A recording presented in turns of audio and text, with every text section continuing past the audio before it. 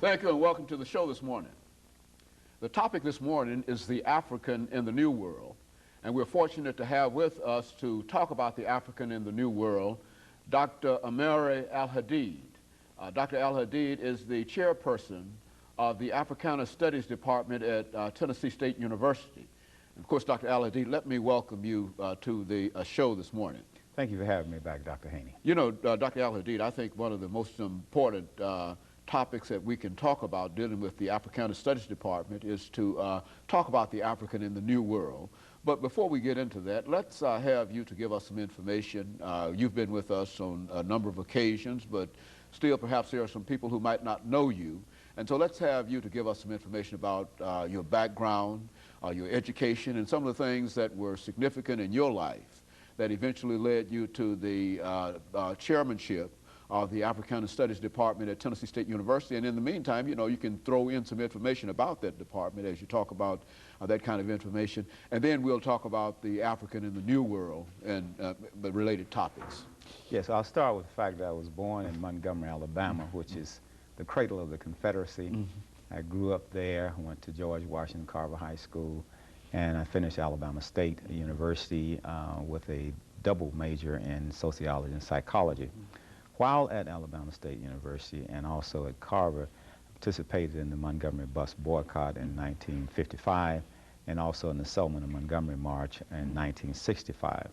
After graduating from Alabama State, I went out to the West Coast and I enrolled at the University of California in Santa Barbara in graduate school, where I received my doctorate degree there in sociology and a master's degree in educational psychology. And I was one of the founders of the Department of Black Studies and the Black Culture Center at the University of California in Santa Barbara, which came online, I think, around 1971. And then I left there and came to Nashville, where I've been on the faculty at Tennessee State since 1973. I started a concept called the Great Debate, and it's an intellectual and cultural forum in which we look at the ideas of Dr. Martin Luther King and Malcolm X to debate contemporary issues. We just recently had a debate on whether or not all TSU students should be required to take an African-centered course. This was last Friday. I became the chair of the Department of Africana Studies in the fall of 1994. The department has been in effect since that time. We have had 2 graduates. One graduated in May of this year, and another one graduated in August of '97. We had our grand opening in 1995. We expect to have 3 graduates in May of 1999. And so you're making tremendous progress in terms of bringing that as a concept onto the university campus at Tennessee State University. Sir, the department is growing, it's getting strong. We have approximately 25 majors in the department. As I said, we're going to graduate 3 in May, and then in August we'll graduate another 3, and then possibly another 2 in December. So we're pretty much online in terms of meeting our goals and objectives for graduations. Dr. Al-Hadid, what we'd like to do today is to, as we indicated earlier when we talked about the topic today, is to talk about the African in the New World. And of course, you certainly understand that when we talk about the African in the New World, we're talking about primarily the Americas, North America and South America. But very few people tend to connect the existence of Africans in South America with the existence of Africans in North America. And so let's have you to, first of all, talk about the African in the New World. That is, to give us some information relative to him, his very presence in the New World, and then to sort of zero in during the rest of the program on his existence in South America, and then his existence in North America, perhaps if you want to make a comment, however you wish to do it. But essentially, that's the kind of idea that these are the ideas that we want to try to introduce this morning and to have you to talk about. Well, let me just start in terms of a baseline. Our very department, the Department of Africana Studies, is premised on that very idea that the African world community is divided into the African continent and the diaspora. As you well put it, most of the diaspora, at least in the Western world, tend to be in the New World, which would include South America, the Caribbeans, and we might also include Canada in that configuration, as well as North America. And what we have to realize, and we do this in our department, we offer African language, Kiswahili, Yoruba, and Arabic, and at the same time, our majors are required to take French, Spanish, Good. Okay. in addition to English. And what that says for us is the fact that we have a lot of our people in South America who do not speak English, they speak Spanish. In Brazil, they do not speak English, they speak Portuguese. And then you find the same phenomenon in the Caribbean. So it's very important for us to understand that we have people of African descent throughout the Caribbean and South America. Let me just take maybe two as illustrations, or maybe two or three as illustration. Let's start first of all with Haiti. Haiti became a black republic, the first black republic in the Western Hemisphere in 1804. Toussaint Louverture, Dessalines and Boukman fought against Napoleon's finest army and created a black republic. That movement in Haiti sort of inspired the abolitionist movement, at least the rebellions on the part of people such as Nat Turner, Denmark Vesey, and they always tried to keep Africans who were in captivity in North America from knowing about the Haitian Revolution because they did not want it to inspire.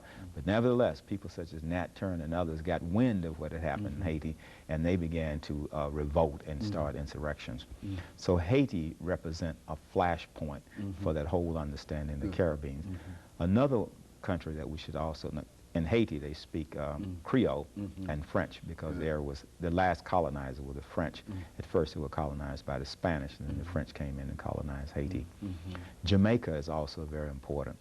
Jamaica is important because of the Maroons. These were the brothers and sisters that got off the ships and ran into the mountains and established African cultures there after they escaped from the plantation. In fact, many of them didn't even work on the plantations, and some escaped and went into the mountains.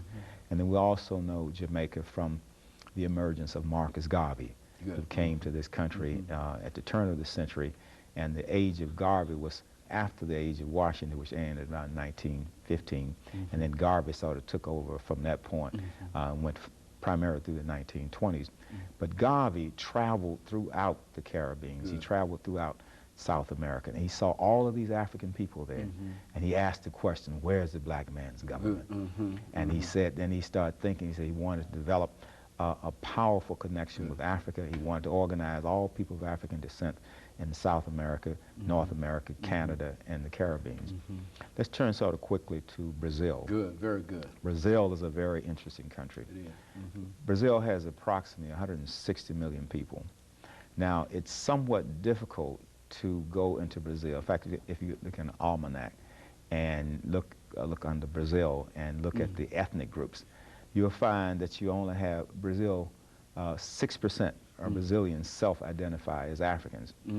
A lot of them see themselves as mestizos, as mulattoes, because in Brazil, there's a whole different configuration. They'd like for people to believe that they do not have a democracy based on race.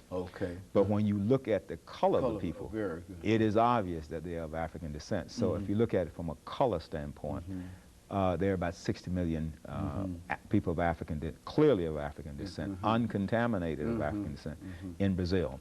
In spite of what they might, how they might describe themselves as census takers. Exactly, because the Portuguese had an assimilationist policy. It was okay to marry a Portuguese, and they had a different, and also had the Catholic Church was involved.